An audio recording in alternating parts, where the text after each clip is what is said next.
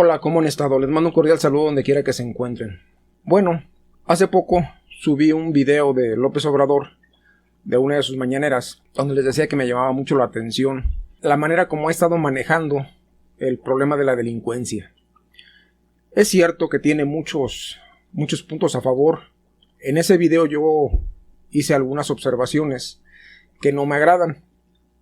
Otras de ellas tienen que ver con el manejo de la delincuencia en el país a nivel nacional, no solo de un estado, a nivel nacional. Hace poco el periodista Jorge Ramos lo cuestionó porque el problema fue que manejó dos temas completamente diferentes: el manejo de la pandemia y el manejo de la delincuencia. Y López Obrador le respondió minimizando esos problemas con que ya hay menos robo de autos. No tiene nada que ver una cosa con otra. Pero bueno, yo llegué a Michoacán cuando yo tenía 15 años de edad. Yo ya tengo 51 años. Y Michoacán lo siento como parte mío, porque aquí nacieron mis dos hijos.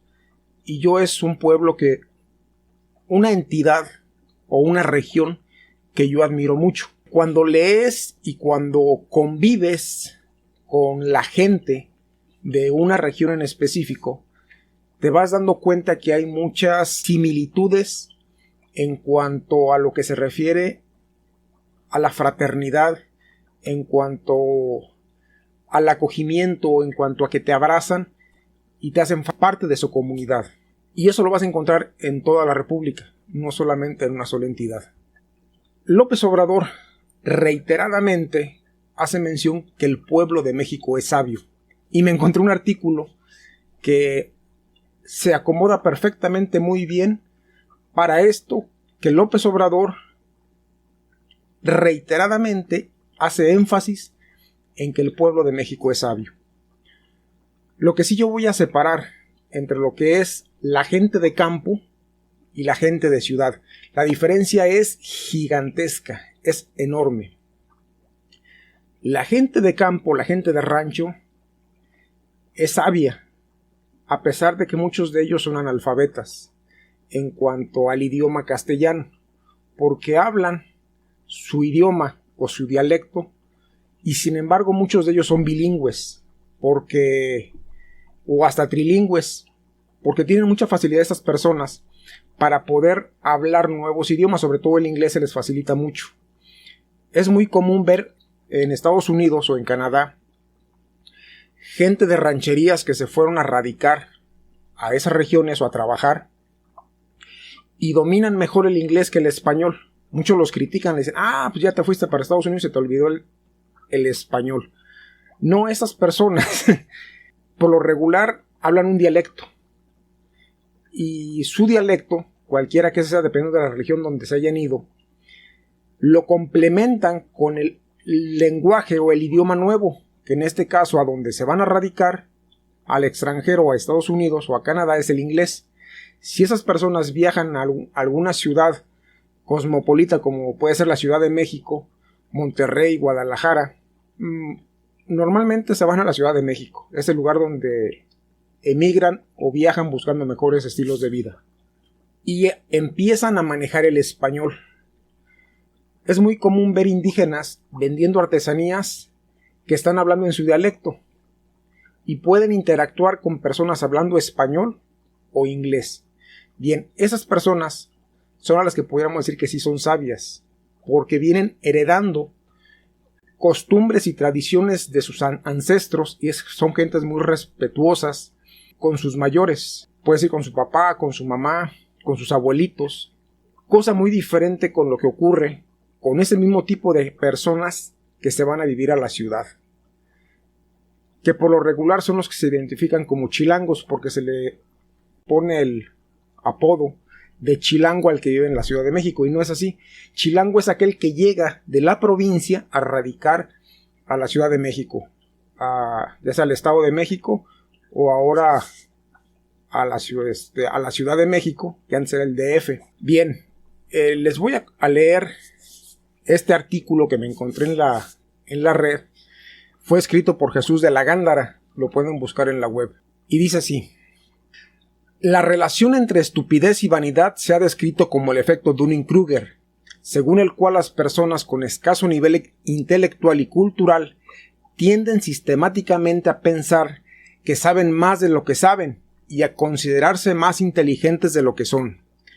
El fenómeno fue rigurosamente estudiado por Justin Kruger y David Dunning, psicólogo de la Universidad de Cornell en Nueva York, y publicado en 1999 en la revista de Personalidad y Psicología Social. Este artículo está en inglés. Se basa en los siguientes principios. Punto número 1. Los individuos incompetentes tienden a sobreestimar sus propias habilidades. Punto número 2. Los individuos incompetentes son incapaces de reconocer las verdaderas habilidades en los demás. Antes de que estos estudiosos los evidenciasen científicamente, Charles Darwin ya había sentenciado que la ignorancia engendra más confianza que el conocimiento, y los que tenemos la manía de reflexionar, que es lo mismo que mirarse al espejo, ya sospechábamos que la mayoría tendemos a valorarnos a nosotros mismos por encima de la media, cosa que lógicamente es estadísticamente imposible. El avance de Kruger y Dunning fue simplemente demostrarlo en un experimento consistente en medir las habilidades intelectuales y sociales de una serie de estudiantes y pedirles una autoevaluación posterior. Los resultados fueron sorprendentes y reveladores. Los más brillantes estimaban que estaban por debajo de la media. Los mediocres se consideraban por encima de la media. Y los menos dotados y más inútiles estaban convencidos de estar entre los mejores. Estas observaciones, además de curiosas, me parecen preocupantes, pues según ellas, los más incompetentes no solo tienden a llegar a conclusiones erróneas y tomar decisiones desafortunadas, sino que su incompetencia les impide darse cuenta de ello. Esto me trae a colación una máxima que manejaba mucho lo que era Sócrates, que decía que yo solo sé que no sé nada. Esto lo hacía en alusión de que el conocimiento es tan extenso, tan vasto, que este hombre sabio reconocía que no sabía, porque entre más investigas, entre más lees, entre más observas, entre más analizas, te das cuenta que el conocimiento es tan grande que no sabes. O sea, en realidad, el querer sentirse sobre los demás en conocimiento solamente lo hace una persona ignorante, una persona que en realidad no sabe nada y cree saberlo todo. De hecho, son personas que a veces rayan en el fastidio de que se autodefinen como maestros o padres. De hecho, por ahí se ven en las redes sociales muchos que se autonombran maestros. Cuando un sujeto se autonombre maestro es porque no es maestro de nada. O alguien que se autonombre padre. Yo soy padre. O sea, puede ser presbítero, puede ser un sacerdote, puede ser un ministro, pero padre no. Padre solamente el que engendró biológicamente o crió a un hijo, lo adoptó y lo formó. Ese es un padre. Pero eso de que digan que son padres de una comunidad o padres de una parroquia o padres...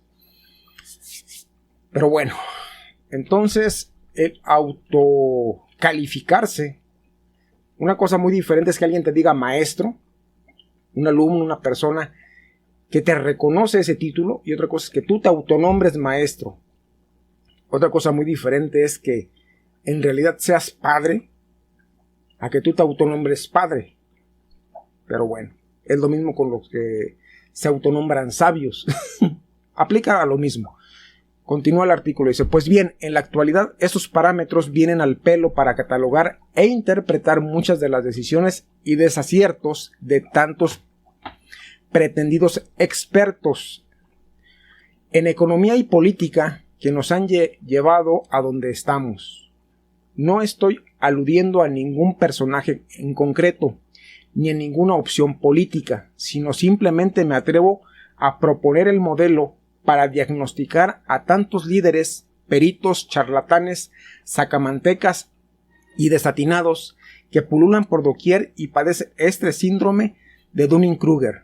Y de paso, recomendarles que, como diría un catalán, se lo hagan mirar, ya que ellos solos, por sí mismos, son incapaces de reconocer que lo padecen, y el resto mejor no dárnoslo de sabios de nada, no sea que también estemos afectados. Entonces esto es en una pequeña reflexión a las mañaneras de López Obrador, donde él afirma que el pueblo de México, todo el pueblo es sabio. Si fuéramos sabios, no estaríamos como estamos. Entonces, querer vendernos esa idea tan barata de que todos somos sabios y que por eso decidimos lo mejor, más bien no sería que aquel que recibe dádivas lo alaba y lo proclama como el mejor presidente. Es cierto que sí está haciendo cosas destacables y que la mayoría de la oposición se fija en las partes negativas o distorsionan la realidad. En realidad López Obrador no es ni malo ni buen presidente, simplemente un mandatario, un presidente que está haciendo su trabajo y que dentro de su ideología él cree que está haciendo lo correcto. En cuanto a la delincuencia no es así.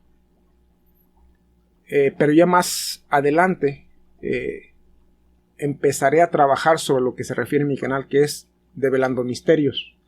¿Por qué? Porque hay muchas cosas que se mantienen como un estigma, como un misterio, cuando en realidad es todo lo contrario. Conocer la verdad, conocer todo lo que nos mantiene en oculto, nos va a abrir los ojos. Un cordial saludo. Hasta pronto.